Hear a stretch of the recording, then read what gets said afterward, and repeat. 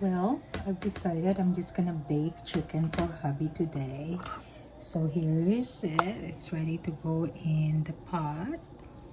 We have the adobo cooking. There it is. So this will go in 350 degrees oven for 50 minutes.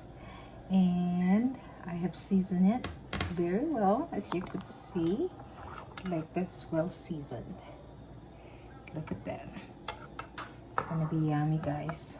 So we'll see how it turns out, but I think it's gonna be really, really good. All right.